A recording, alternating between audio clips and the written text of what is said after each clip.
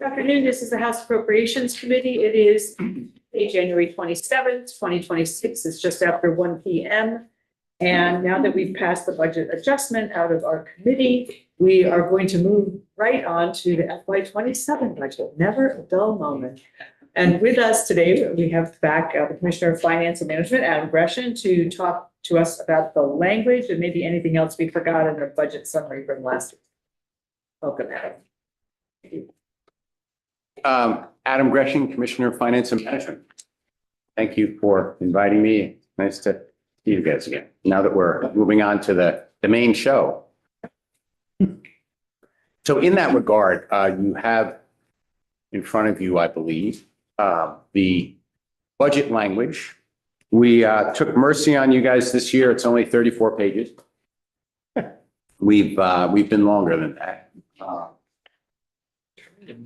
I don't know if we've been shorter. One of the unique features of this budget, and I was kind of racking my brain for whether this is actually the only time we've done this, but there's no C-section. Yeah, you mentioned that there was no section C. So that's maybe but it's one reason why, and part of that is we had a second bite at the apple with AA. So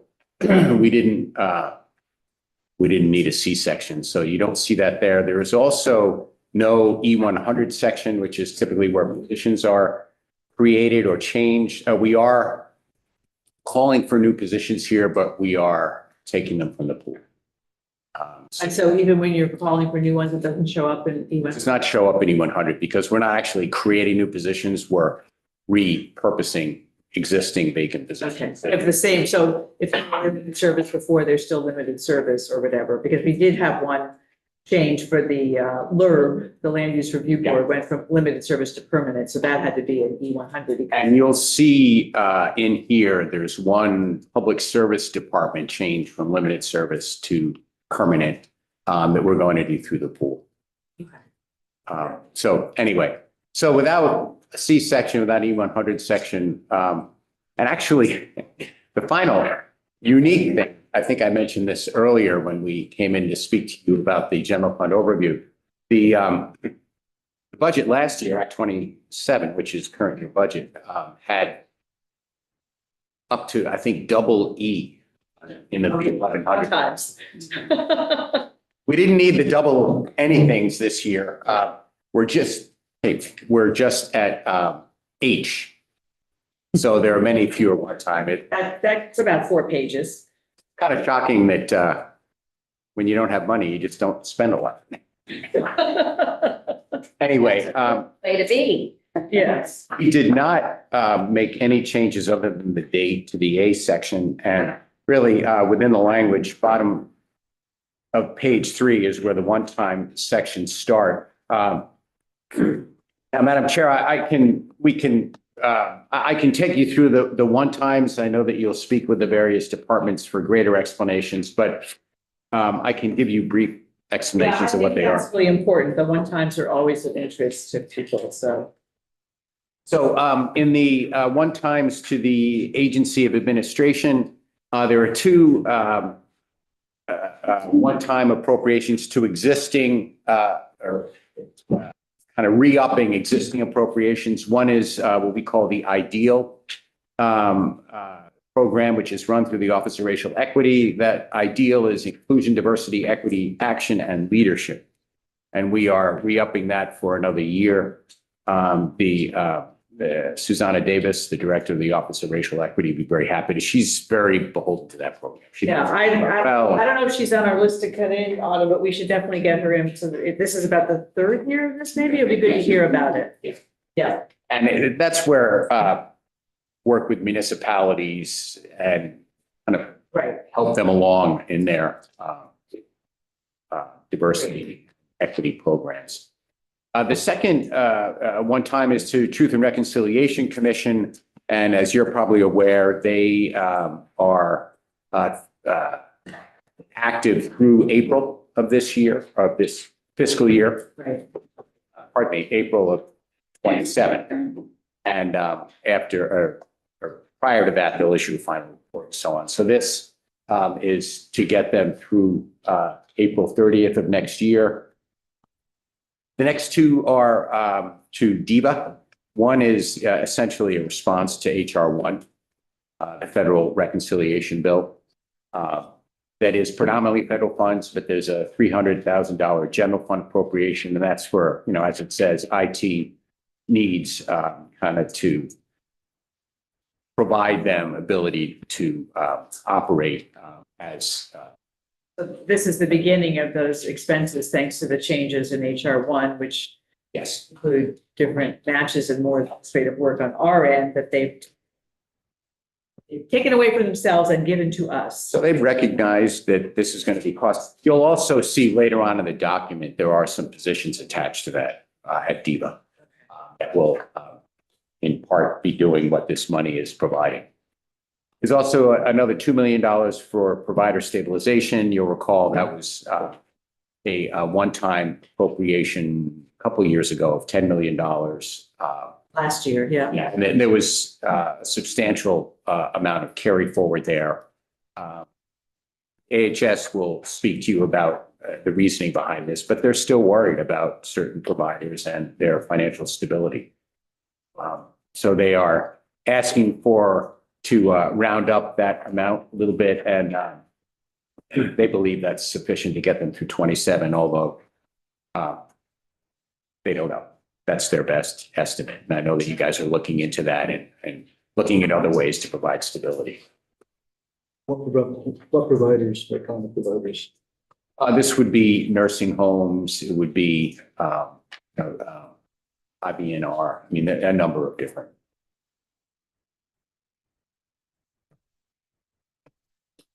To DCF, the number under sub C, number 1 and number 3 added together come out to be about $21 million. That's the one-time amount for emergency housing. Those two together, $6 million for shelters, $15 million for temporary emergency housing, which is predominantly hotel motel. Yeah, does this include, it doesn't include, this is in addition to carry forward That's for correct. this year. And there's also, as you're aware, there's a base appropriation this year that's actually enhanced substantially. It's about up a little more than $10 million. So the one-time amount, you'll remember from past years, is actually lower than it has been in past years. And that's in part due to the fact that we're moving about 10 million of these costs into base. So DCF general assistance base is actually about 10.1 or $10.2 million higher than last year. And some of that, or actually a substantial part of that, was from one-time funding in prior years that we're moving into the base. Our goal, as DCF will tell you, is to make this exactly zero next year.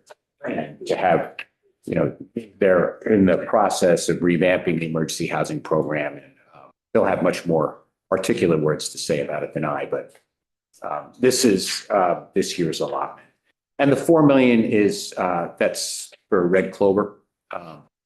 Red Clover, And go ahead. I'm sorry, so what about the Wyndham unit facility? So they're working on it. I mean, our hope is we'll have something to tell you in terms of the progress in that, but they are working. But that's not one time. That's in the former sheriff. Yes, Yeah. 2C. yeah. Yeah, that wouldn't be one time. That would be base expenditure. You have a question with this? Well, just if there's a question about the site, one of the reasons they're bringing these rooms online is to help keep kids out of the emergency rooms. So the goal to zero out next year, but that wouldn't include the Red Clover part? That's correct. That's correct. So to UVM, I think the last thing I said when we came here before, I said I didn't want to leave the room without mentioning to you that Big deal. there's a $15 million appropriation from the Higher Education Endowment Trust Fund to UVM for their multipurpose center project. That's a facility that UVM has invested substantial dollars already, I believe 70 million or so dollars already in. And it's stalled. They want to reignite and finish the job. There is a substantial amount of money, UVM will tell you, behind that $15 million. And I think, you know, at the end of the day, I think UVM is looking for a state commitment too. So They're coming in next week on February 4th, I think. So yeah, I'm sure they will be very happy to speak to we you. will be very happy to ask them a lot of questions about it. Dave? maybe Adam's not the right person, so correct me wrong, but what's the impact to the trust fund if 15 million is gone? So you're aware that this is actually part of Title 16. It's part of education. If you look in Title 16, you can find there's one subchapter on the Higher Education Trust Fund. It receives any money that the General Assembly would transfer to it. I believe private donations, and then it receives 125, any time the estate tax comes in more than 25% higher than forecast. Each dollar in addition to that 25% goes to the Higher Education Endowment Trust Fund. For that reason, last year, there was a substantial sum that came in above forecast. I believe $25 to $30 million above. That went into the Higher Education Endowment Trust Fund. So our contention is that, and that money is doled out to 3 recipients, BSAC, the University of Vermont, and Vermont State Colleges equally. The treasurer, by the way, is the one to talk to about this fund. He oversees it. But our belief is that with that additional amount that went into this trust fund between $25 and $30 million, all 3 recipients will still receive substantially more than they would have otherwise. So VSAC and Vermont State Colleges will still get, substantially more than they would have in prior years. But that addition will be $15 million less. So We will get somebody in to talk to us about the trust fund, how that works. I've asked Autumn to, I don't know if somebody in JMO is an expert or whether we just get the treasurer, but we'll figure that out and get some. I think, there's a board that I believe oversees that. I think the treasurer would probably be the smartest person in the room on that. Okay, So he would. great. And I actually met with the president and CFO about this project here prior to learning where this money might come from here, to which they can match the donations in a significant way. Yeah. To help fill the gap. Right. Maybe above and beyond. They've told us there's a substantial amount of money behind this. We're learning about all kinds of things this year, Section 8 housing, New England High Trust. All kinds of things. Something new every year. It is, yeah. But yeah, I would also keep the Higher Education Endowment Trust Fund in the front of your mind. You'll see later on in the language, we're going to change the direction of surplus estate tax receipts. And we're going to direct them towards a school aid construction fund. So anyway, keep that in mind. Okay, more to come. The VOREC program, this committee is probably familiar with that from past years. We're giving them another $500,000. FPR can speak quite articulately on that. It's a great program, leverages a lot of community support and the like. So sub F to DHCD, you'll see a little later on, there is a $829,000 reversion from the mobile home condemnation program. You'll recall this was set up in the wake of the July 23 floods. I always mix up the 23 and 24. I think this one came after the July 23 floods. There was a $1.5 million transfer to the mobile home condemnation project. That $1.5 million actually came from a surplus in the renter rebate, B138, if that's the renter rebate, which I think it is.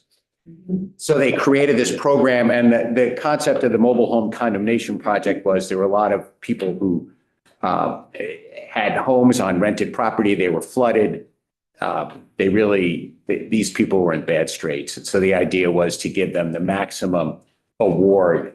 Some of these people, most of these people received FEMA awards, but they often were not equal to what their loss was. So this kind of trued them up to the maximum amount that FEMA could give out, which was $41,000. The idea was to try to get these people on their feet into another home, try as best we can to make it better for them. Anyway, that program had a balance left over of about $830,000. That balance is being reverted, and that's being reappropriated into the the MER program, manufactured home. It's been very successful.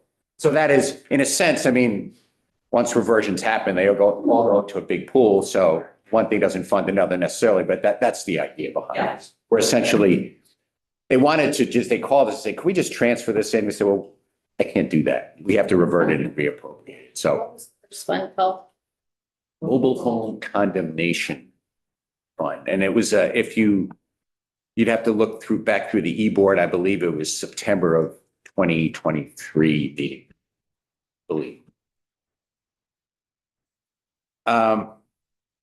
The Department of Economic Development has a contract with an office in Montreal to spread the word about the good things that happen in Vermont. They'd like to continue that for another year. They think it's yielded some good results. And finally, H is I'm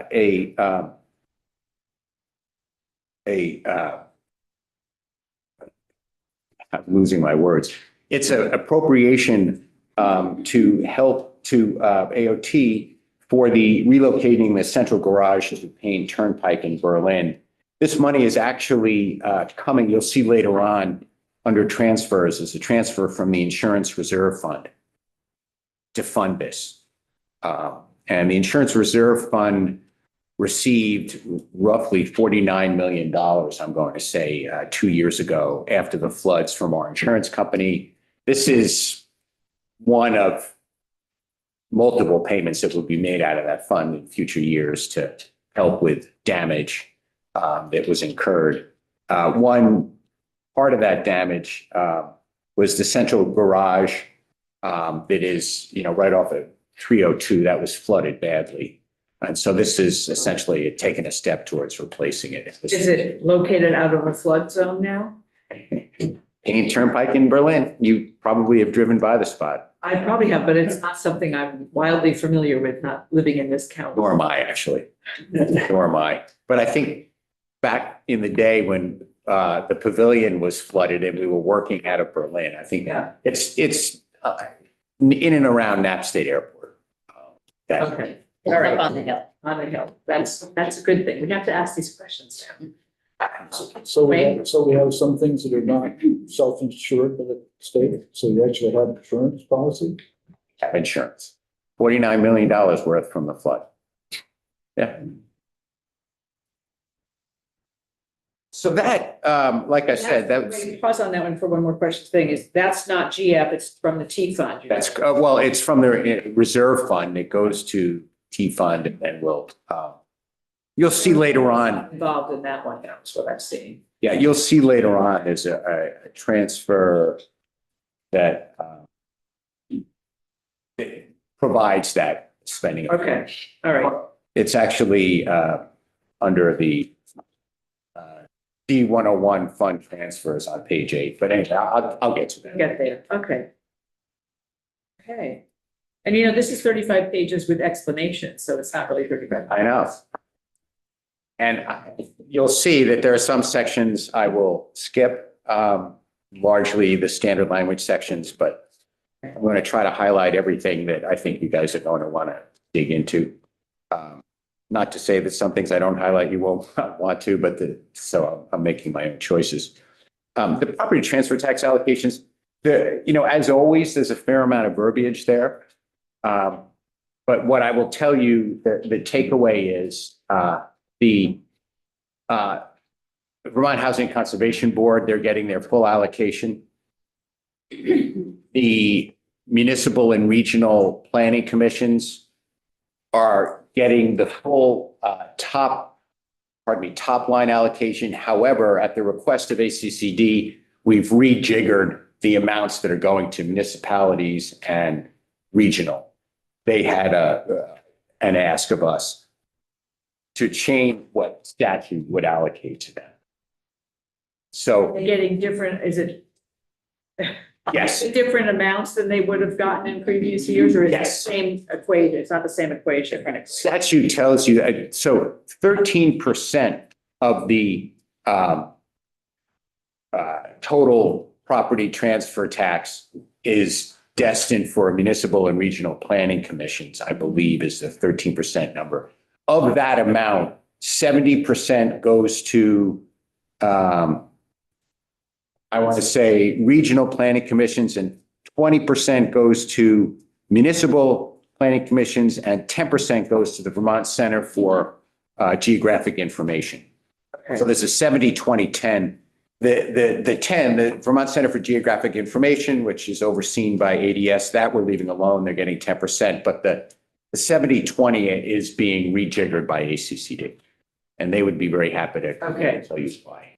But that's the one change from statute. The other change from statute is, which has happened most years, is statute has 1.5% off the top of the property transfer tax goes to tax to administer the PB&R, to administer the current use program, use value appraisal. Yeah. They simply don't need that amount. You know, every year I dial up tax. Stanley, Andrew Steiner gets back to me and I say, you know, what do you need? What's a reasonable amount? You can't have everything. Anyway, so they give me their budget, and the balance, which is typically in the $500,000-ish range. I think this year was a little over $500,000. So We sweep into the general fund. Oh, okay, the extra, okay. So that goes to the general fund. So anyway, the property transfer tax language, the two changes is, one, the current use program, we take some of that, they don't need the whole thing, put it into general fund. And two, the allocation between municipal and regional planning commissions is somewhat reaching. Okay, so Those are the changes there. In D101, under fund transfers, you see all the transfers from the general fund. I would just make a couple of notes on this. The general obligation bonds debt service fund, the 73.7 million, that actually is lower than, I mean, I think last year it was 78 million. I forget what the exact number is. That's come down. That's because there's a balance in the fund. So $3.8 million balance was left in the fund. in the debt service fund? That's right. From when? From prior year, it would have been. Although actually, I can't confirm that it was from 1 year. It may have, I don't know, it may have built up. I'm not really sure, but there's really no reason to carry a balance in that fund. So what we're doing is we're just using that 3.8 million plus the 73.797 million to meet our debt service obligations as provided to us from the treasurer's office. So anyway, but that number is a little bit lower. Okay. Capital infrastructure subaccount, that's, you know, we're using the formulaic amount, 4% of prior year appropriations minus debt service equals that amount. The tax computer system modernization, that amount, you'll see below, there's also an ed fund transfer to tax computer system modernization. That's to basically pay for or my B tax and Wait, basically 115 million, isn't that's separate. You're still on C, the tax fund. so kind of innocuous little, just one little line in there. You know, people ask, well, where is this, you know, transfer to the education fund that's gotten a lot of press? And this is it. This amount is 5 million plus the 30 million plus the 10 million. yes, ma'am. You've taken the words out of my mouth. There's three components to this. One is you just finished the BAA, 74.9. Later on, you'll see we unreserved 30 million of a temporary reserve. And then you'll also see language in here to change the purchase and use, tax use in the ed fund. We backfill the ed fund for the first year of $10 million. So that additional 10 million is added to this transfer. So That equals basically $115 million, but those are the three components behind that. Also, just below that, sub E is Vermont State Police radio equipment replacement special fund. That is, you'll see later in this language, we create that fund. And, you know, DPS can speak, I think, articulately on this. The radio, this is, I don't mind saying this has taken probably more conversation and intellectual horsepower than I might be willing to share, in that they have, you know, you would think, like with most equipment, you have a capital fund or a fund you have aside that you have a regular kind of rotation cycle. With radios, it's a little bit more challenging, as they'll explain, because their radios have to all be in sync and they have to be the same models, or at least the same years. I mean, they would be the one to explain. So it can't be that they, I mean, because we originally envisioned, well, they'll replace about a third of their radios every year, but that is suboptimal for them. So the problem, as you guys are aware, it's hard to just appropriate this money to them and then assume that for a couple of years they won't touch it, or we won't touch it, frankly, and it will build up. And then when it's time to make the purchase, they do. So what we're doing is we're segregating it. And we're saying, you know, okay, so this will go to a radio replacement fund. They have $500,000, I believe, in their base this year. And so along with this year's and this amount, they should be able to go out by radio. So we're trying to work with them, but I mean, I think last year this came up and they wanted a whole lot and we cut it back. Right. Said you can only have, you know, you don't need it all right now, so. anyway, The equivalent of the 2753 reserve kind of thing, like you build it up and then you pay it. but I wanted you to know, we actually gave this a lot of thought. And again, DPS can explain. I'm sure Commissioner Wilson will be very happy to come in and talk about radios. She can radio into this committee if you want. There you go. We have to have some on the other end. Wayne, go ahead. Are they dealing with all? You got, Wardens and so on, I don't know. and of course, you got the liquor police, and you got V-Trans. I don't know is the answer. You should, If I were a betting man, I'd say they're not, but I don't know that. That would be a good question for them. those betting man, I think they should, since they all should be on the same system. I hope I'm wrong and you're right. I don't know. So, I think you're probably right. so I don't, there's nothing really to emphasize in the next. The T fund also pays part of our debt service. And you see that appropriation there, and then downtown transportation related capital improvements fund. That's an annual transfer. There's the ed fund payment for our tax system. And then a couple of appropriations that were sent to us from the Clean Water Board that you see in there. Flipping the page. Is this transfer from the ed fund to the tax computer modernization fund new? No, it's, well, so last year or the year before, I believe it's probably the year before, when we rejiggered how they're paid for this. You remember they used to get, this is actually, you probably remember, they used to get. We created this fund. That's right. We put all this money we had from ARPA for about 12 projects in this fund. That's a different fund. That's the tech modernization fund. I'm. That's a different fund. I confuse them too.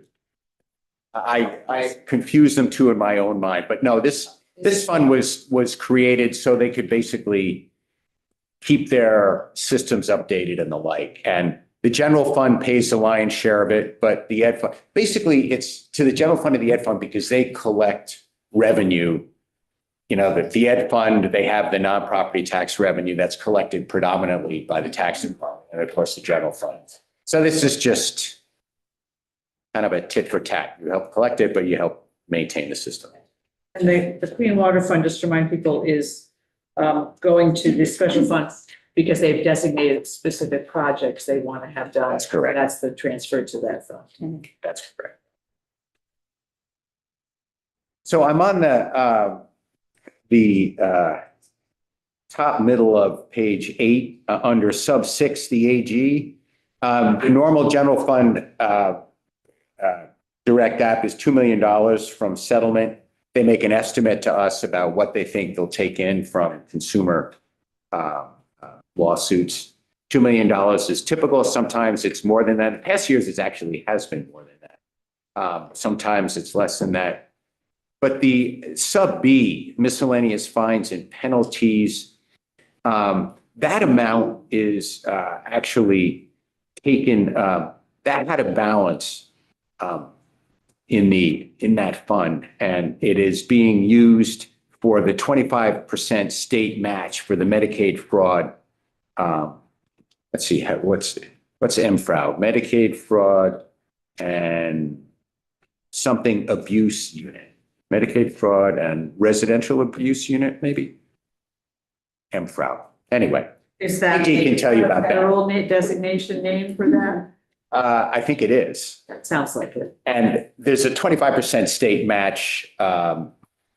Sarah London would be happy to come in and explain, but they had a balance in there in Fund 21054 that we specifically left there as opposed to sweep it, and they are using it for state match for what they believe will be necessary expenditures.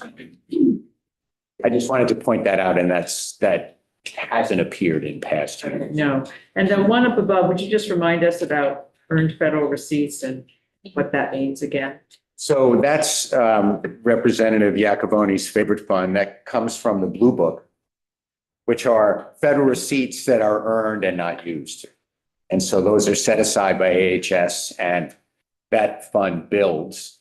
Currently, they have, well, actually always at AHS, they have more uses for it than they have money, but I think they can come in and tell you, I mean, their hope is they can use that for technology needs, most notably, i.e. integrated eligibility. So they had to return it, but they have plans. As always. Yeah, everybody And- has plans. I will say that there's more there. We've kept this amount not fairly, exactly stable for the past 4 or 5 years. But that's basically receipts that AHS has earned from various federal projects that have either come in under what they anticipated or the like. So they sock them away for a rainy day. It's kind of an AHS internal fund. Finally, sub 7, I mentioned earlier, this is for the Central Garage Movement Project to Payne Turnpike, and there is the transfer from the insurance reserve fund to pay for that. Below that, you see that famous cash machine known as DFR. Thank you. To their direct apps from insurance and securities fund.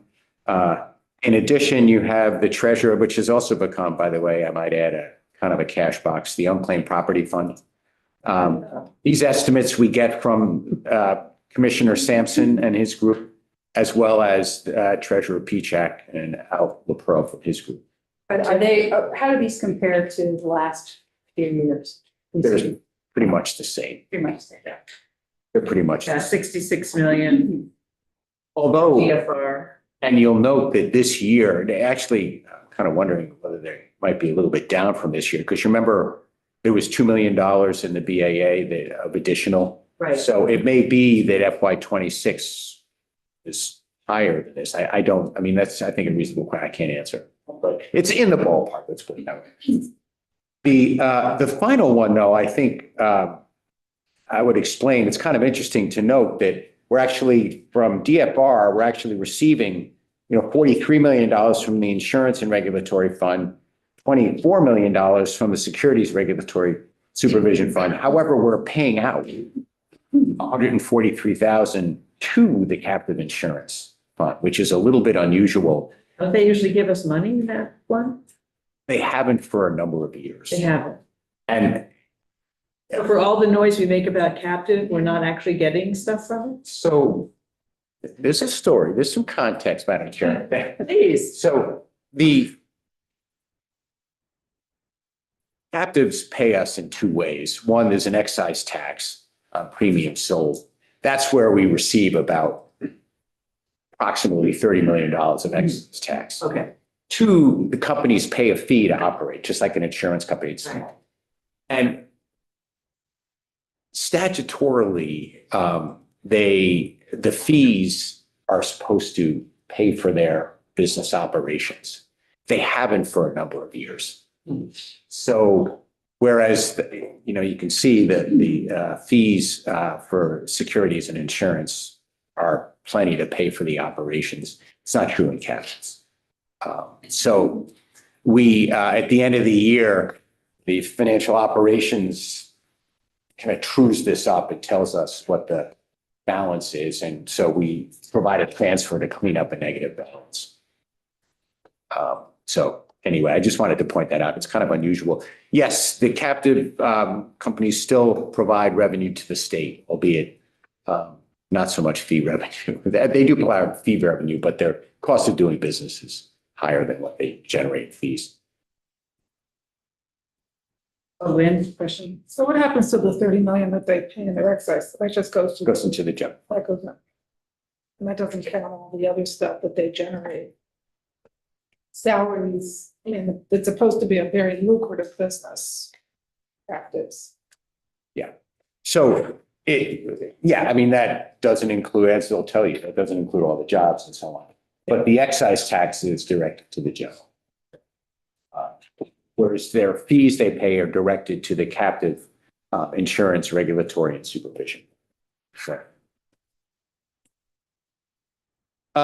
you see our best guess on sports wagering and liquor in the next. Sports wagering has been sort of the same amount every year. It's not very exciting after all the hoopla about it. I'm sure it's $6-7 million. I mean, $50, $50. I mean, I think the expectation was when we all passed this bill, that there'd be a lot more coming in on that, in that area. I mean, I know you don't budget for it necessarily ahead of time, but I think that's what we were all expecting. Okay. It's logic explanation. On the following page, 10 of 34, D102, you see the reversions? Yeah. Many of these, if not all of these, might not have appeared here were it not for a revenue downgrade. That, we may have taken these next year or whatever, but the revenue downgrade, we were out of balance by almost $9 million. So this is additional revenue that you see from reversions here. Yeah, I guess interesting to me that you're choosing some FEMA, that was the denial, that's the denial reserve. Yeah. There's still money left over in that reserve. But we thought that, there's roughly $5 million left over. We just thought that based on what we've seen thus far, and there are some claims that we think are likely will be denied, but we thought that the balance was a little bit beefier than we needed. When you're thinking about FEMA, these numbers aside, I'm feeling a little worried about what Washington is doing and, trying to dump FEMA onto the states. So when I see we're unreserving anything FEMA related, that just makes me a little nervous. So how are you thinking about all that? So the denial reserve was specific, and that is, it was, working with a consultant. Mhm. We came up with our approach to not only COVID, but also the flood disasters and the like. And we had a kind of a definite, probably, and risky. Yeah. And this was meant for the risky category. That really hasn't, FEMA has not changed any of their guidelines.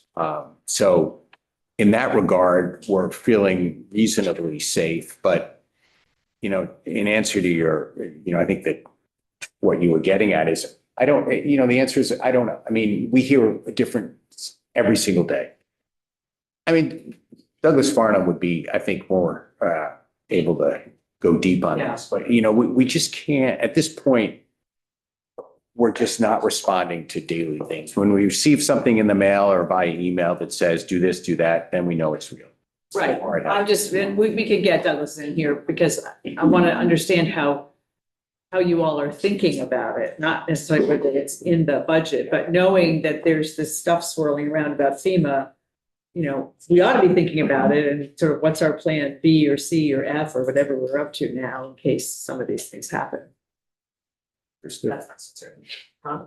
Commissioner, can you, well, I guess I can just flip it over here and say, the housing, the VHFA, $1 million from VHFA in the first one. Yeah. So there was actually a $5 million, I think it was $5 million appropriation, $2 million of which was we reverted. That was on, I think, last year's reversion sheet. That was a session law reversion, you know, requirement to revert 2 million of it. This is one additional amount that we thought, you know, that they had told us was not necessary. There still leaves a balance of a little over $1 million, like 1.3 million in that fund.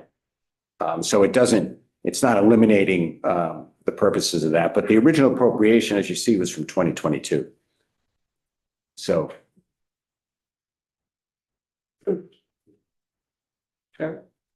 I guess I'm not clear on something. I thought we adjusted the BAA for the downgrade. Yes.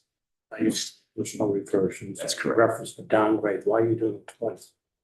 Well, because some of this we need to fix a hole in fiscal 27 from a down, you know, there was 2 downgrades. There was an 8.1 million downgrade in 26 and then a 8.7 million in 27. So this, okay. So I suppose we could have done it all in the BAA and carried forward a bit that amount, but we just thought we would just leave it for. Yeah. Oh, that was about 9.5 million. In D103, the reserves, you have your regular statutory amounts that are given to the 2753. You see we're approximating 9.1 million for stabilization reserve. You also see that there's the unreserving the $30 million temporary reserve that was set up as a contingent appropriation last year. And then in D, what we're saying there is that we're kind of notwithstanding the general fund waterfall and saying if there is extra, it should go into these important needs, housing, property tax relief, and other things. So Uses the sort of that standard language that we've been using for. but what we're doing is we're essentially putting this ahead of the waterfall. About ahead of our contingency list, what we call it that, yeah. You have questions? Well, yeah, so, so what, is there any funding or fund that remains, to adjust to federal changes? Or is this it? Well, there's I need to, yeah, I just want to make sure that I'm clear about what will roll over into the next fiscal so year. there was the $50 million appropriation to the agency of administration, 5 of which you used in your BAA, and 7 of which we used for SNAP, I think. 6.8%. So there's probably, let's say 38 million left in that. There was a $30 million temporary reserve. It's not this 30 million. There are 230 millions. So that would be adding the two together about $68 million that is essentially unallocated, unexpended for federal response. Okay. I Right. just So wanted to make sure I knew that. that's right. So that was reserved and, you know, we're 1 year into this administration.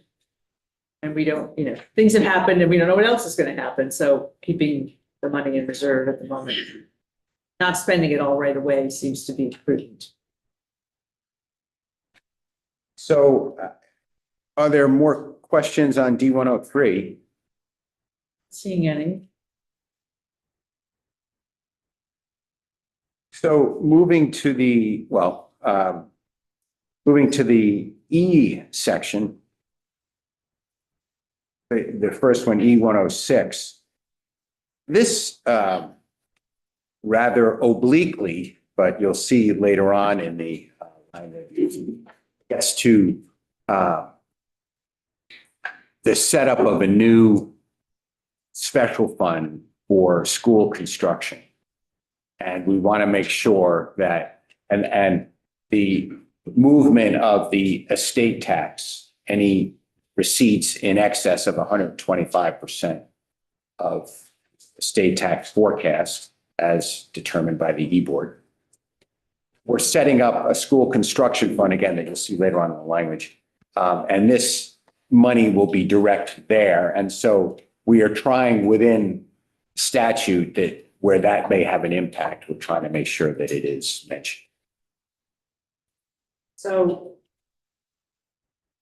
we still would be filling up the rainy day Yes. reserve, and then anything extra after that would go Yeah, this doesn't, construction fund? this does, no, only the estate tax excess above 125%. Okay, And then in a year like this year, what would that be? What would that amount to? In most years, it's amounted to exactly zero. There's been the estate taxes. Lumpy. Sometimes wealthy people pass, and sometimes they don't.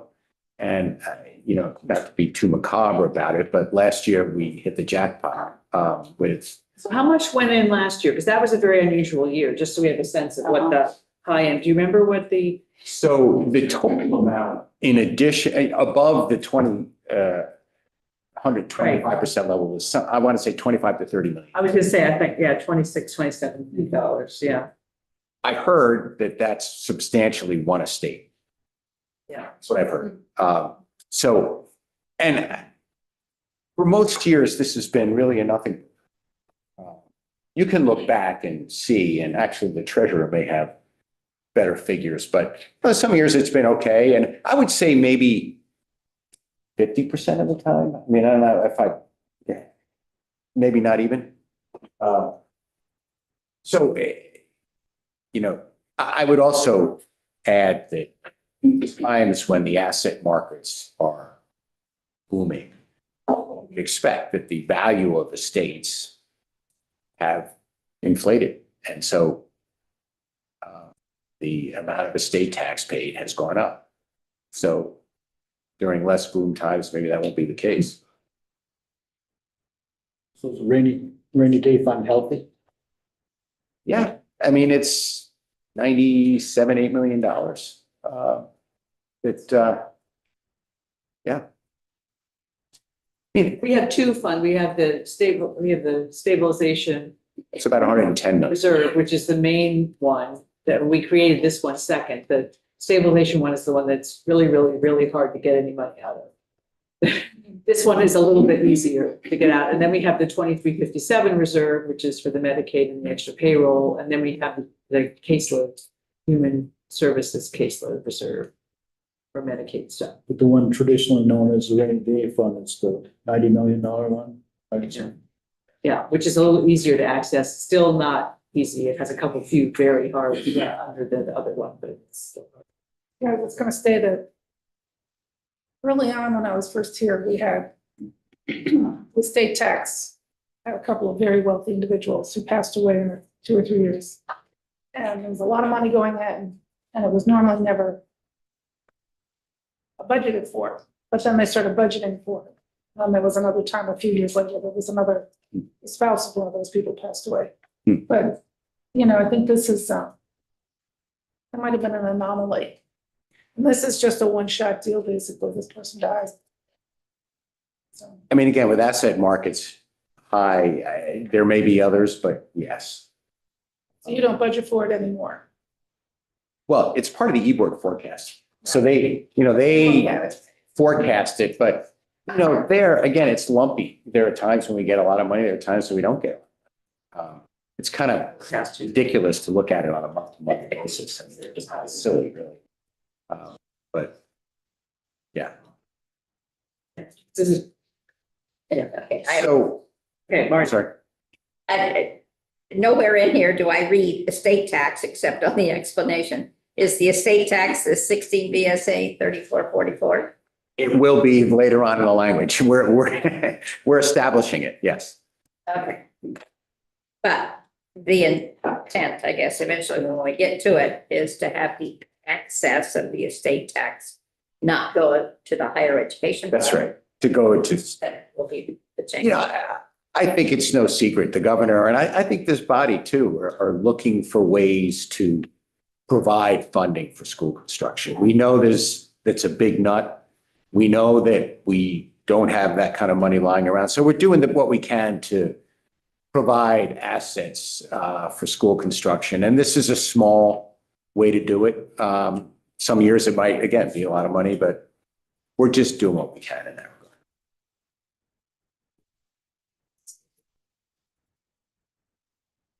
regard. Okay, so the next few, I think you will recognize as standard language, but I did want to hard stop at E139. endless litigation assistance.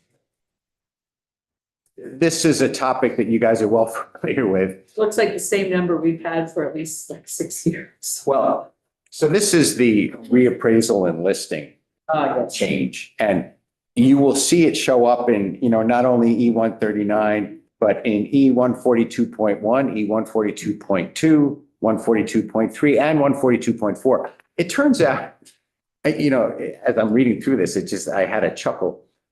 So there are 4 functions for this appropriation.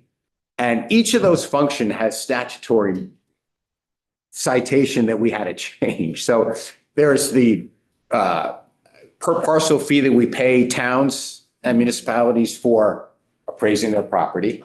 That's $8.50 per parcel. There's the $1 per parcel fee that we pay towns for helping with the equalization study. That also is in statute. There's the $100,000 that we use for educating listers and the like statewide. That had a statutory reference. And there's the $70,000 that we put aside for municipal litigation assistance for municipalities that host hydroelectric plants. That had a statutory. So each one of these things we went through, and I don't claim that we didn't miss one. So this may be one, but I think you guys probably did a similar search through. But I just had a chuckle to myself that, this 1.5 pages of citations for this pilot special fund. So That one doesn't mention okay, so that is the grand list now going to come from the pilot? yeah. Yes. Oops. Pilot chart that so great to just put together. Is that on the chart that you gave us? The grand list litigation. So again, that's predominantly for towns that host hydroelectric plants, I believe, or large commercial properties that are very expensive to litigate if the commercial owner wants to litigate it. Some of these towns are small towns without a budget. So that's partly why that is why the state, has provided assistance in that regard. Oh, yes, okay.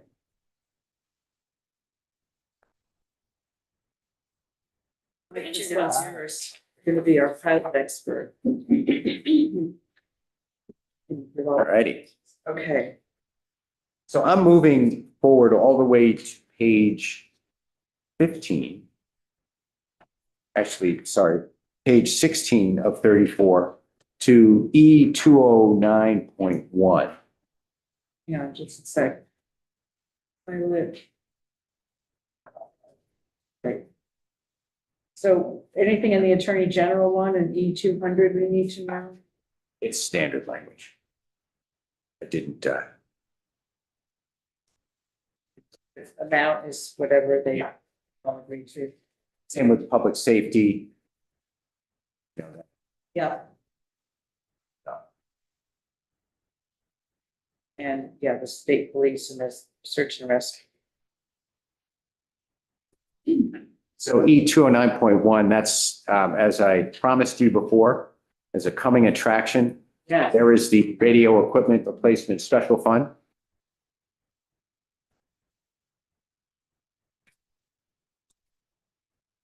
And further on in E217,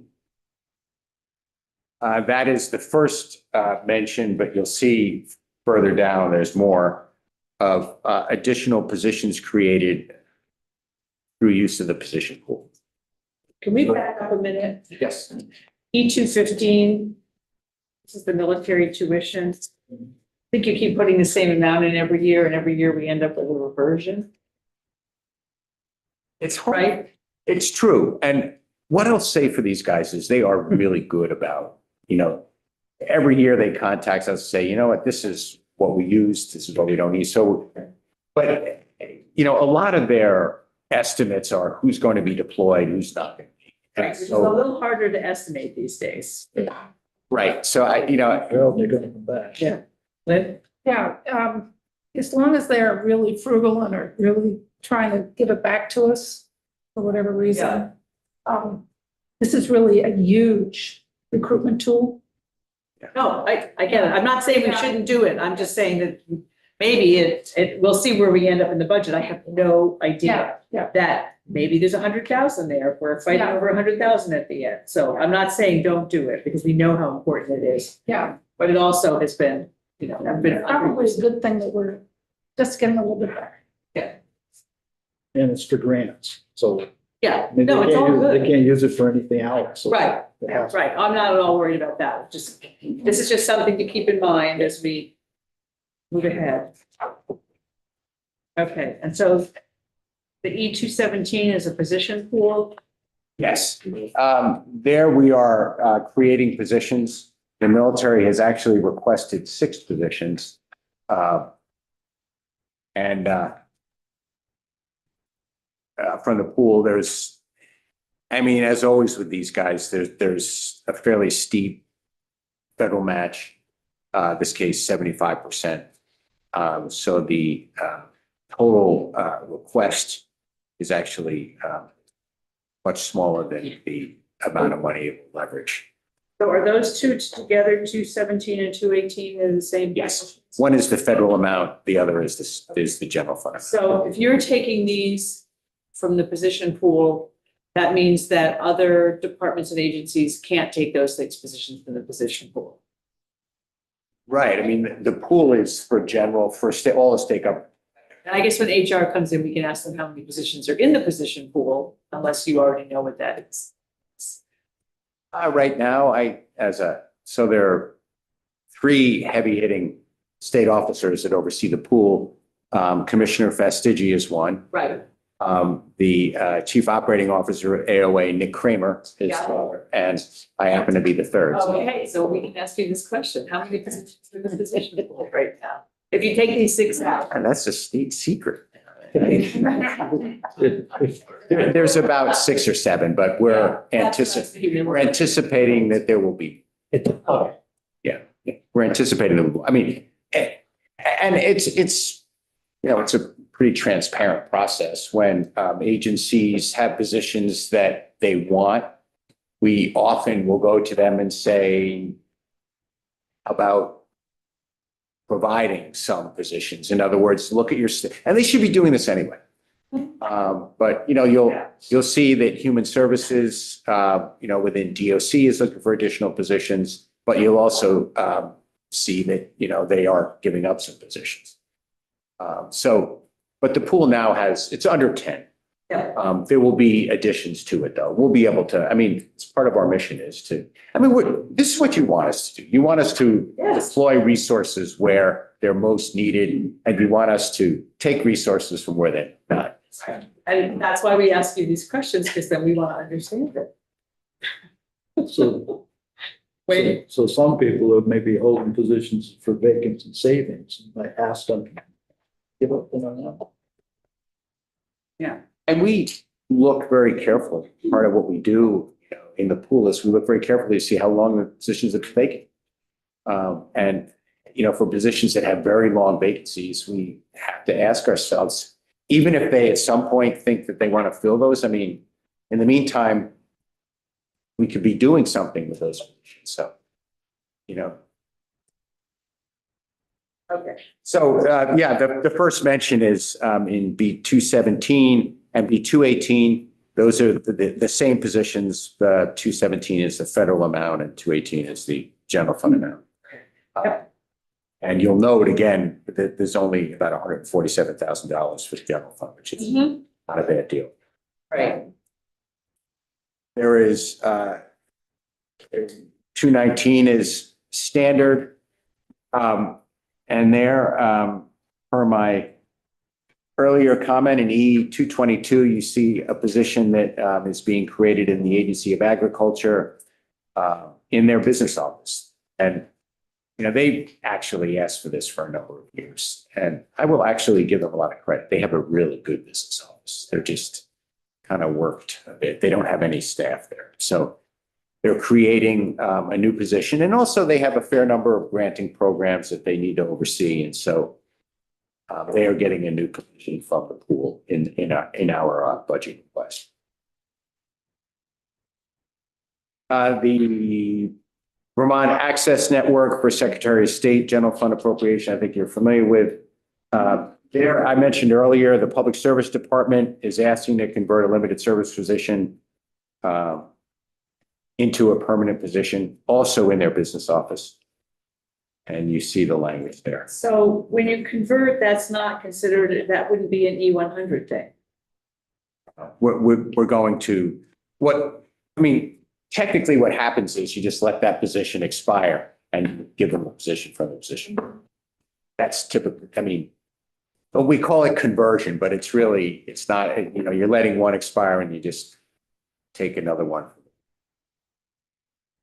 But is the same person going to be doing that work?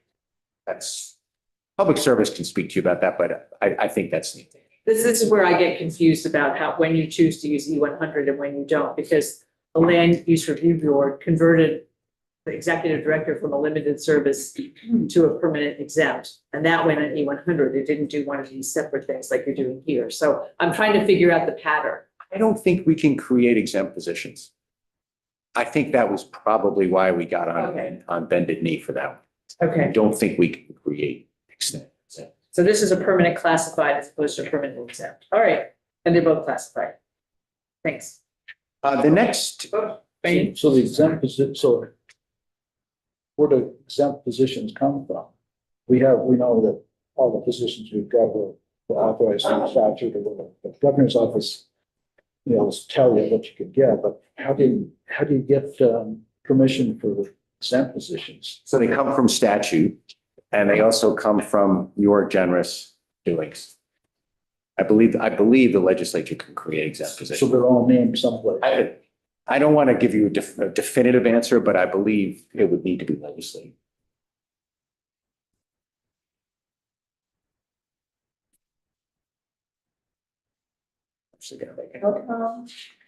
In the next section, PSD is asking to move from 3 to 5 years, a review of their telecom plan. Where are we at? I'm sorry. Bottom of page 8. Thank you. And I didn't have any comments unless you do on the following sections. We get into the healthcare advocate, Vermont Legal Aid, that's annual language. The global commitment language is also familiar to you. Yeah. That's our last number that we put in the budget. It says, actually, if you read the explanation, that there could be some change to this And later on in the budget, there's mention of moving the school operated Medicaid program, or Agency of Education operated Medicaid program to DEVA. And so to the extent that, and that would, I mean, from a budgeting standpoint, that would be nothing. It would just be giving spending authority over a special fund, the Medicaid special fund, to DEVA and not AOE. It's just a change in who's got the spending authority. It wouldn't It have. doesn't change the yield bill or the property taxes or anything like that. So to the extent that, I mean, we're making that proposal in this budget, to the extent that the body accepts the governor's proposal, that will change the E300 or 301. Okay, so I did want to mention that we have a question. Yeah, Commissioner, if you go back to the E300, please, which is, just lady. They lost substantial funding from the federal government. Does this cover any of that? it does not. What does not? It does not. John? Sure.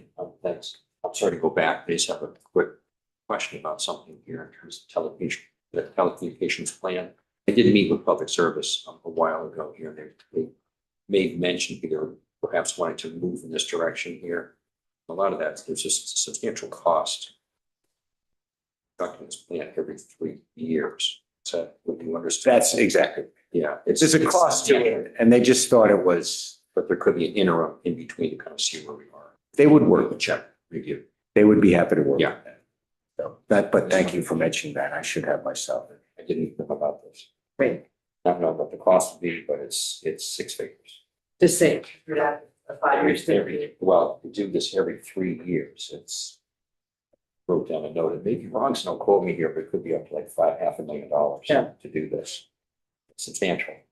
So it stretches it out. Yeah, and to stretch it out, and they kind of feel like they're in a perpetual cycle, every year they're having to work on this. And it takes- If it's too close, you just, or end up, that's all you do is, Exactly. it's your plan, instead of actually letting it happen. Yeah, it's just Yeah. savings here for us. Yeah, In 301.1, you see the standard transfer authority for AHS that they're allowed to do for end of year closeout. In 301.2, you see due to the fact that the federal government has extended the home and community-based service program for another year, that's what we're doing. We're allowing for the extension of the waiver requirement or the flexibility language to be extended also. okay, so this is HCBS extended an additional year. So all that we're saying is anything that's connected to that in terms of what flexibility that we've got, we just want to keep it. Okay, You'll see in E301.3, we are asking for the authority to extend our 1115 waiver for another, I think, 5 years, 4 years. I feel like we just finished the last one, like a year ago. It does seem like there's always either we're getting ready for the next waiver or we're, Right, so yeah, so this is asking for the ability to negotiate with them. And then similar, well, different, but also in terms of waiver, in 306.1, we're asking for authorization for a 1332 waiver. And that's, essentially it's an innovation waiver under the Accountable Care Act. this is for reinsurance. And actually, interestingly enough, the Trump administration is actually encouraging states to seek these waivers. I mean, their whole idea is let's get the states to figure out and do a lot of this stuff. So we're asking for authorization to seek that too.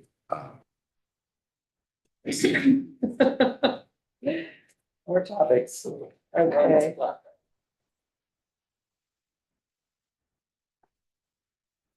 next two sections, 306.2 and 306.3 are deal with the health IT fund, which you folks may remember is the fund that substantially is dedicated to Vital, the Vermont Information Technology leaders.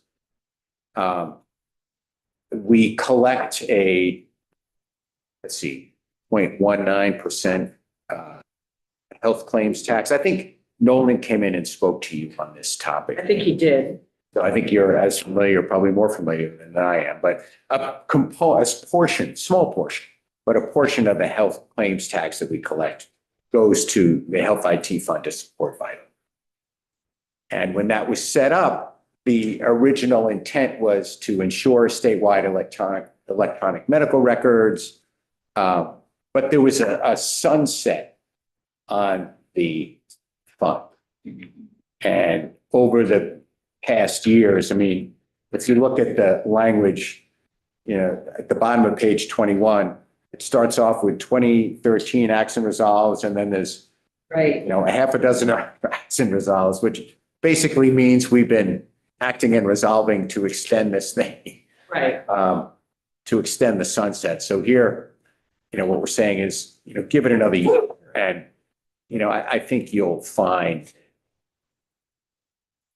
we hope to have a more articulate plan for this fund. And whether it not only, you see two sections, one extends the fund life, the other extends the claims tax life.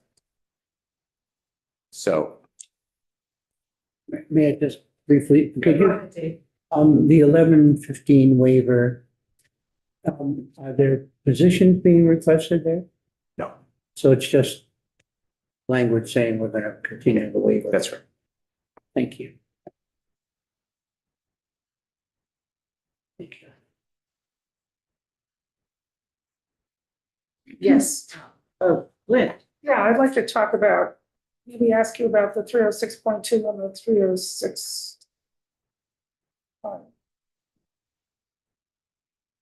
306.3.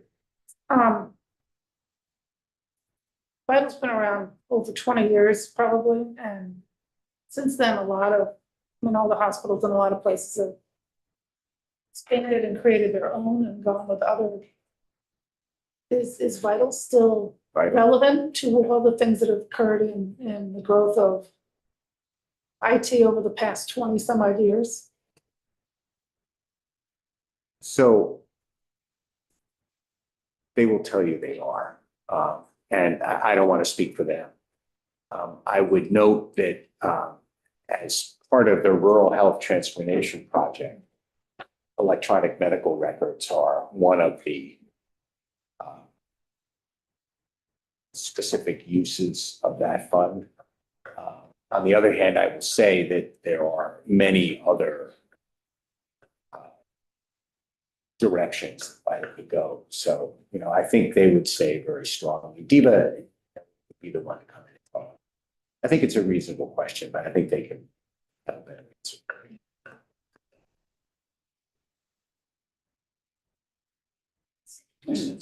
Yes. I may have missed this as I was looking for something else in this document, but 306.4, the Medicare Advocacy Program, says shall terminate any contract for services for the Medicare Advocacy Program. Can you say just a bit about what that is and who holds that contract? So what that is, and there's actually, if you go to the 33 VSA 6703, you'll see what precisely that program is.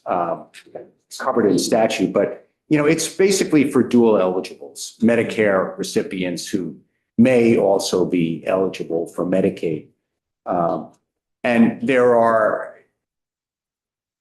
written into statute measures of whether that program is doing its work. One of which is our recoveries for dual eligibles, financial recovery is equal to the cost of running the program. Presumably, recovery should be more so than the cost of running the program. And I think, that measure and then there's, I think, a second measure within that statute that says, is the program or outcomes sufficient for, I forget exactly how it's worded. But the program is run for so-called dual eligibles, people who are Medicare recipients who may be responsible for Medicaid. I believe it's run by Vermont Legal Aid, I believe. By who? Vermont Legal I Aid? believe. Healthcare advocate. There's, if I may. Yeah. Because there may be people streaming on it too. There's another component to it, which is really attractive for Vermonters who are eligible. I think it goes to, there's a reason, but 206% of poverty. So for a family of a Vermonter, a single Vermonter, making around 30,000 a year, it will pay their Part B premium. That's significant for those of you who may be familiar with Medicare. And then for a family of two, it's in the 40 some odd thousand. So a husband and wife, without a lot of money, pretty modest, to have somebody pick up that premium is a big deal. And they're pushing that, trying to get as many Vermonters into it as possible. In case you. Yeah, so the advocacy program, I guess, is to help people access that dual eligibility. And, okay, I would note that the cancellation of this contract does not in any way imply we don't think the service is important. What it implies is that we don't think the service as contracted is doing what we want it to do. So maybe that means we do it in-house, maybe we do it elsewhere, but this is not saying this is an unimportant service. Is it It's merely saying the it's service not working. stops? Not stopping, I'm sorry, I didn't mean, is it stopping the service? I believe it's stopping the contract. I can't answer whether it's stopping Poor the service. performance. So when we get, I mean, I think they would be a good people to have in there. I just wanted to make clear that it doesn't mean we're not doing this. It does mean, though, we're not doing it in the current contract. so when DEVA comes in, that's a Yeah. question that we can be asking them. Thank you. Yep. It says contract eliminates funding due to poor performance, so that'd be helpful to understand that.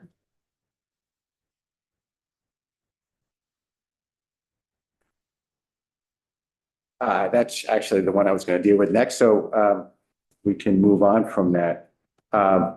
There, as I mentioned earlier, there was an appropriation to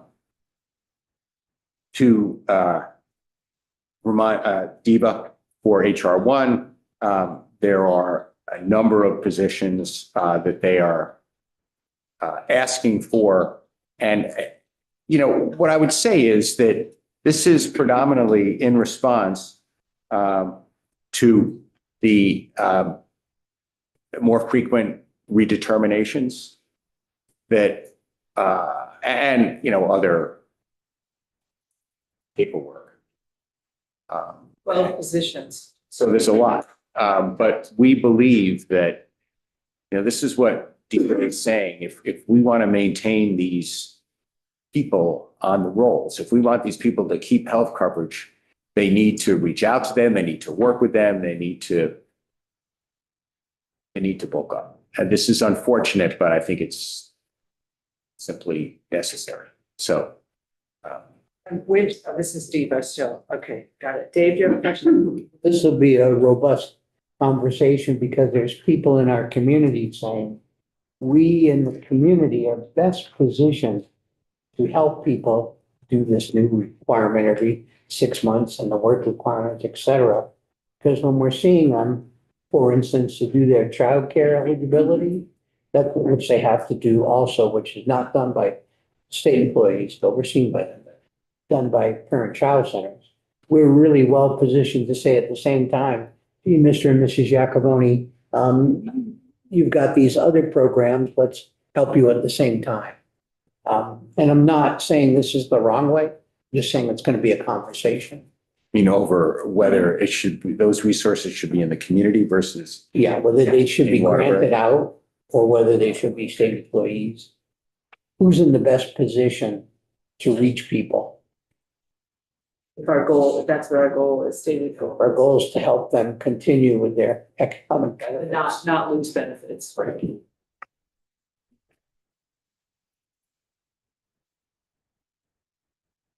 Certainly, there's gonna be some needed within DIVA, I assume, because of the redeterminations that have to happen every 6 months instead of every year. So that is a staff thing that we have to do, you know, in the government, but for all the rest, like, Didn't we hear that we're gonna actually tail more positions to take an extra load? So, that's what I'm saying. Some of these 12 might be, Yeah.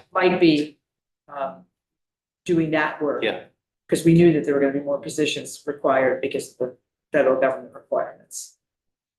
Wayne? It's also ensuring that everybody that's eligible gets in the program. So it's under control too. Okay, yes, that will be a conversation. Okay, Give my heads up. Yes. So in E307, I mentioned earlier, there's a request both from the Agency of Education and the Agency of Human Services to move the Medicaid program to Human Services. And that creates a little bit of an awkward situation in the first quarter of fiscal year 2027, because they're moving it, I think, the second quarter of 2027. So for the first quarter, they're asking for permission for DIVA to make a payment that normally would be made from the Secretary of Education. But you'll be able to explain that. May I just? yes, go ahead, Just for David. clarification, so are there positions attached to that move? No. So help me just understand, moving the administration of Medicaid? This is, so there's a Medicaid special fund within the agency, within, actually, I believe, the Agency of Education. Okay. The spending authority for that is the Agency of Education. They're just moving that spending authority to DIVA. So will that entail moving positions over there? I don't think so. Okay, thank you. I So, understand now. yeah. Okay, Uh, Well, this is from the Agency of Education, not from the Ed Fund, that's correct. Agency of Yeah, Education. it's from a special fund, not the education fund. Yeah. It's actually there's a fund number that probably would have been easier to put it on here, but yeah. You see the VDH kind of standard language for Ryan White, Title II funds. this is the same amount it's been for like 10 years or something. That's correct. It was really raised last year. And It's in the budget adjustment. So we'll see. Also annual language in 312.1 substance use programs. Well, that's where I was thinking of, yeah. And in E322, there's a change made to conform with new federal guidelines regarding SNAP eligibility.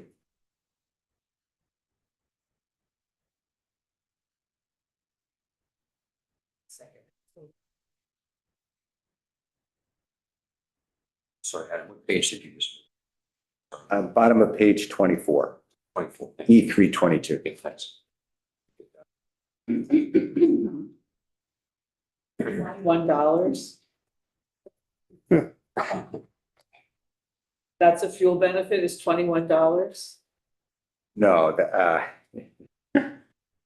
I don't actually, DCF would be a better person to answer on that. Yeah, I can't imagine that that's all that they're. it's a little extra, Extra if you have.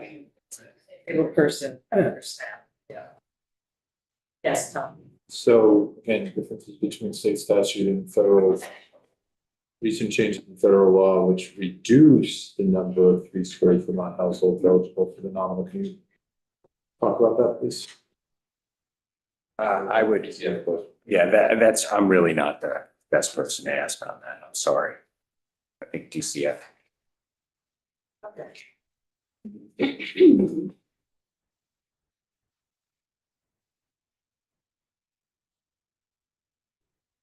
I skipped all the way down to E 338.1.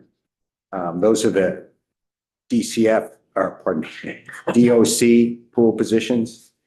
And that is for, you'll notice there's a request for a $200 base request for pretrial supervision, kind of laying out. I'm sorry, I'm totally lost now, because you jumped over the other DCF stuff, right? Yeah, that Basically, we should ask DCF. well, I mean, the 325 is standard language. Okay, That's, you know, just authorizing hot spending. okay, yeah, And then weatherization system, same thing.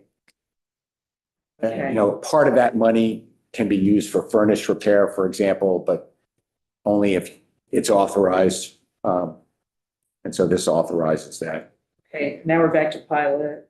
And then corrections is, And here's the- this is a separate, yeah, and then, you know, so in other words, the sections above were just. Okay, And then there's pool positions, and this is for pretrial supervision program that they want to roll out statewide. right, this is a And- program that's been very successful. And there's actually only a small amount of ask there because there's money that is from prior appropriations that hasn't been entirely used. And then there's the global commitment language regarding education, which again is standard language. And then there is in 501.1, that is transforming limited service positions into permanent. You'll recall that the positions that were created in Section 32 of Act 73, or Section 33, I guess it was, were limited service. AOE is saying, you know, this transformation project is going to be quite a bit longer than limited service. They believe that these should be permanent positions, not because we'll be permanently transforming, but because they will be Going longer than the a lot of work. minimum requirement. And, you know, At the time. Well, they also have been understaffed for quite a long time, so. so these two will, the pool, but we would be letting these positions expire and then just creating the appropriate positions.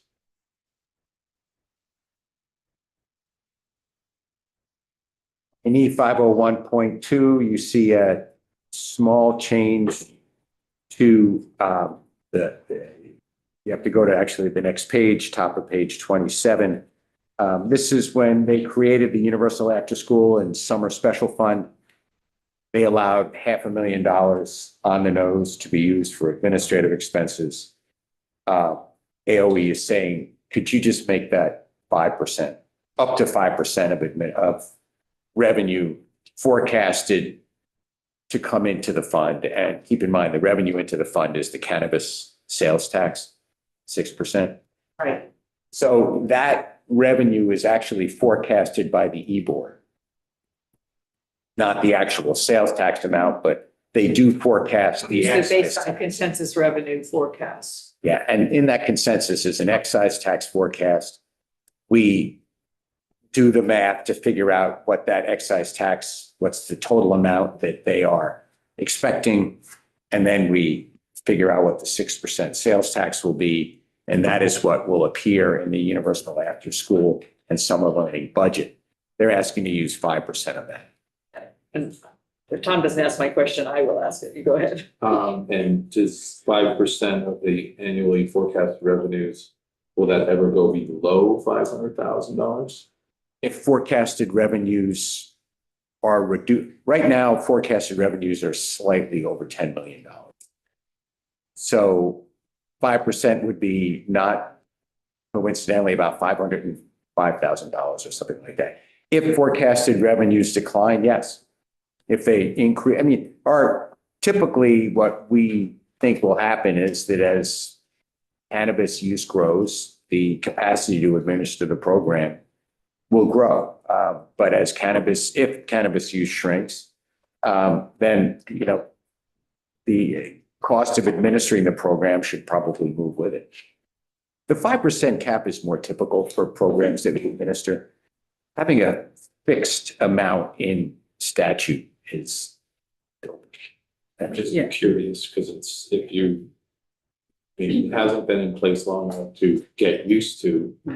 But the idea of saying that you may get less on an annual basis or more on an annual basis is without having a floor. I don't know, wouldn't that create difficulties in budgeting throughout the programming? I mean, just no answer needed. I mean, we'll just. Well, I think the point is well made, or well taken. Yes, but I mean, there should be some connection to administrative expenses and the size of the fund. AOE actually would be very happy and desirous to come in and speak to you about this fund. It's more complicated to run than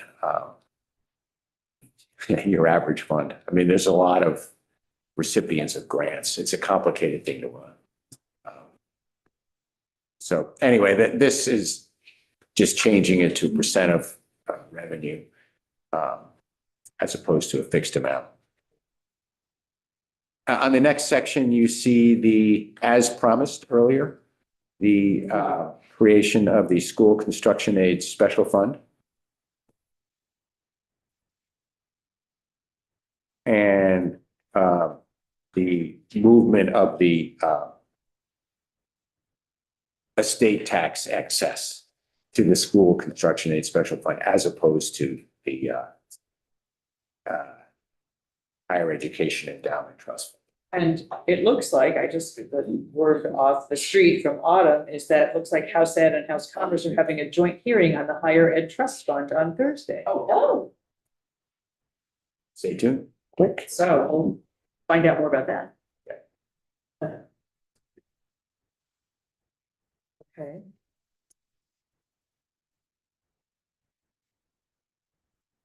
The next,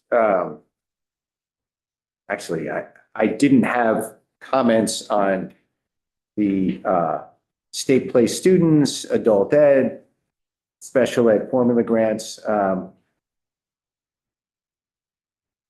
think it feels like we're getting adult ed right, unless something got changed this year. I think the allocation may change, because we asked them to come back with a report. Right, And we that's do right. have a report. Okay, We will have. all right, and how it gets allocated, yeah, okay.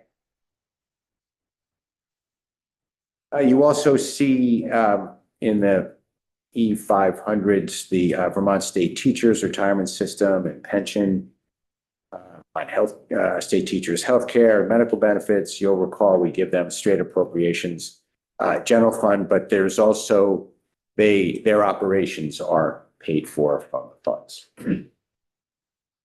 So this has all been sort of determined by the ADEC, et cetera, so.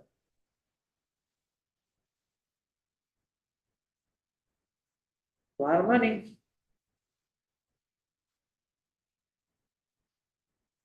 Okay, I'm moving up to E516. That's on the top of page 30. And there you see much discussed purchase and use tax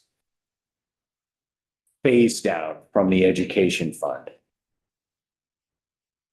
And what this says is it actually sets specific dollar amount ceiling on the purchase and use tax that will go into the education fund.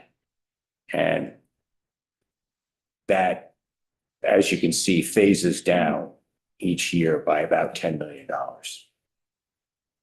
That's another transportation fund. and it will go instead to the transportation fund.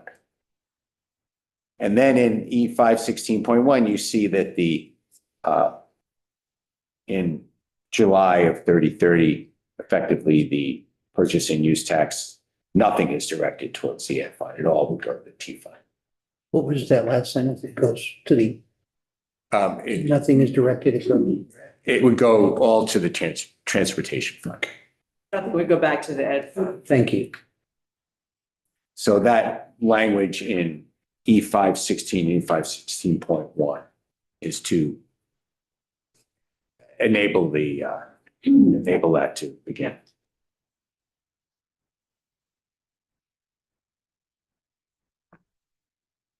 The next two sections are standard language. You guys, when you make an appropriation to the University of Vermont and to the Vermont State University, you actually send it to the Agency of Administration, Finance and Management, and we send them out 12 equal checks. We just divide that amount by 12, send it out once a month. This just confirms that. It also shows the smaller appropriations that are carved out to EPSCOR in the case of UVM and Allied Health in the case of Vermont State. So that's all for a few years. And VSAC is the same at this point. Same. And the Vermont Higher Education Endowment Trust Fund, that's the change that we made. You'll note that the School Construction Fund is now received that. So we put this verbiage into the School Construction Aid Fund. We took it out of the Vermont Higher Education Endowment Trust Fund, which is what E606 does.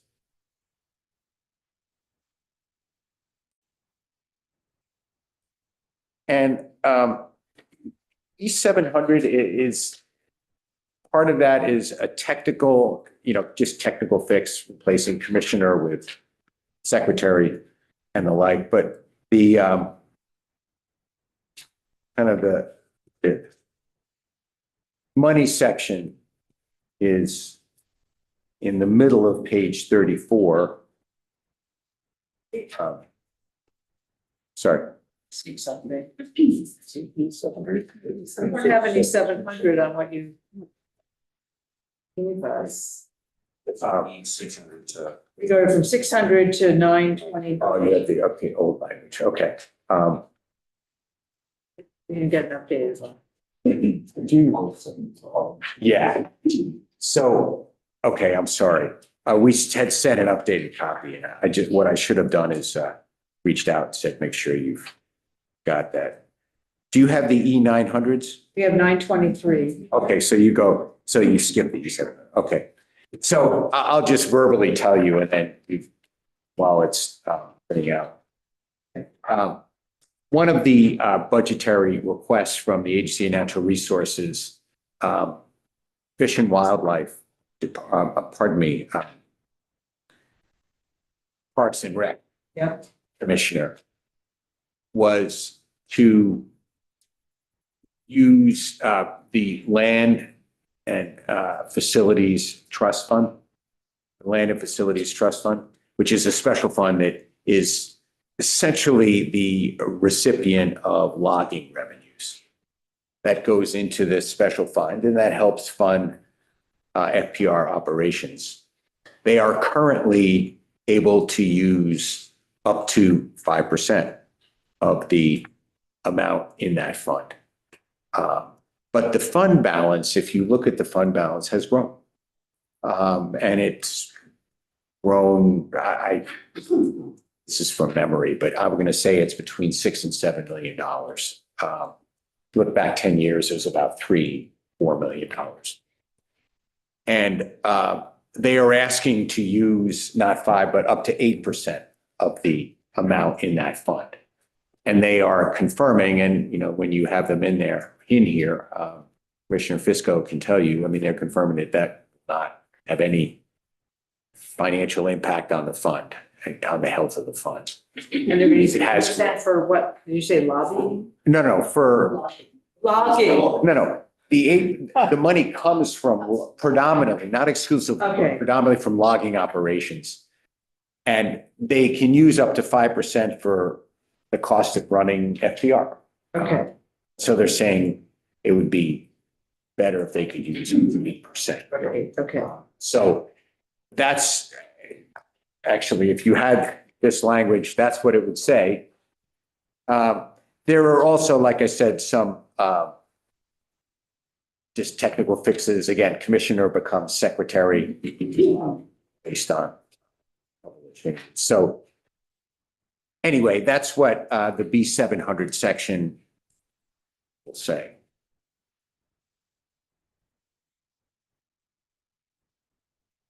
And you have E923, is that right? So there's nothing in ACCD. Nothing. Okay, Updated. okay, great. And I see that Nick has joined, and I just sent, we're gonna be running about 15 minutes late, if you don't mind. We're gonna take a break when Adam's done, because we need to stretch our legs. So if you're, that's okay with you. And then we'll get the libraries to come in at 3:30. These guys have been just on me, so it's taking a while. Yeah.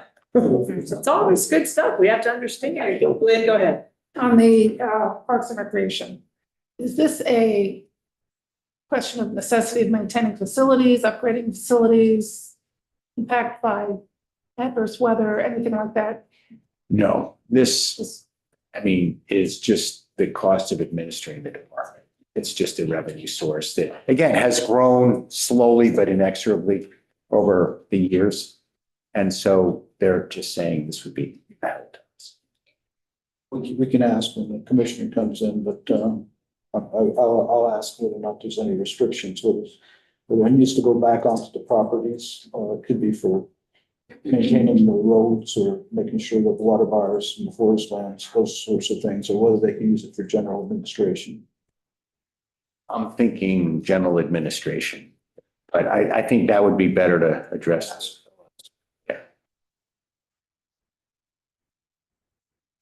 Okay, so we're back to the, The T fund is asking to put a statutory reference to be allowed to keep all the interest that the T fund earns. what happens now? It's swept into that dastardly general fund. How much? I mean, actually, a T fund, because those guys are kind of struggling, but they don't have much of a fund balance. No, I understand. I'm just wondering how much is not going to go into the general fund. That's what I'm trying to find out. Well, a T fund with state funds are about $330 million.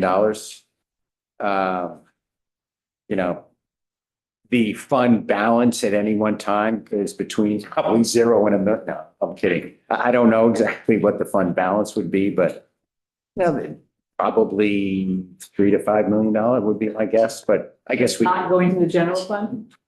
That's the interest?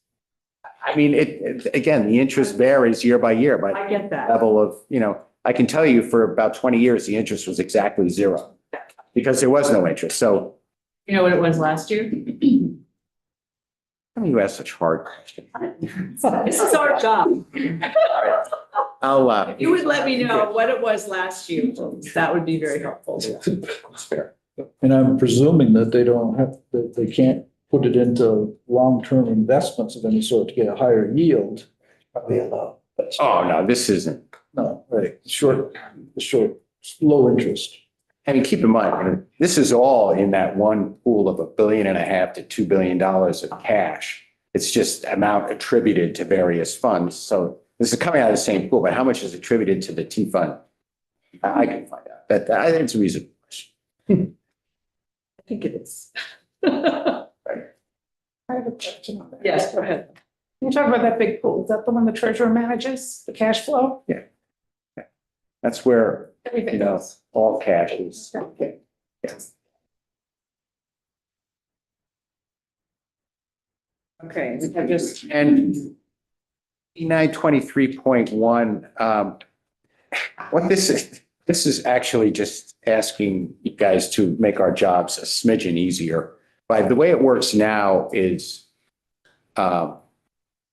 key fund money, this change would allow a direct appropriation to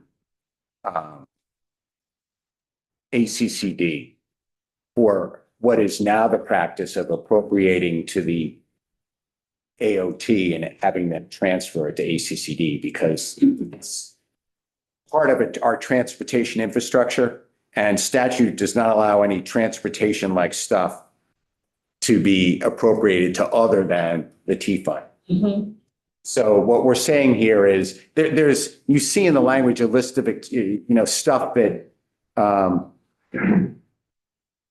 provides for the exception. We're looking for you to add one allowable exception. So that DHCD would handle. So you guys can provide them a direct appropriation as opposed to to the T fund and then transfer to. That's like I So said, is there an appropriation to DHCD for this?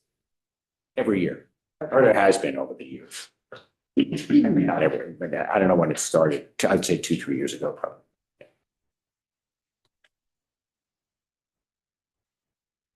Okay. Any questions on the effective date? Not worth spending time on that right now. Thank you, Adam, for coming in. A couple of items you'll get back is to us for some information, and I'm sure if we have questions, we'll be checking in with you as well. You know where to find it. We do, and I appreciate your time. Committee, we're gonna take a break until 3 o'clock, and then we're gonna have Nick Kramer come in and talk about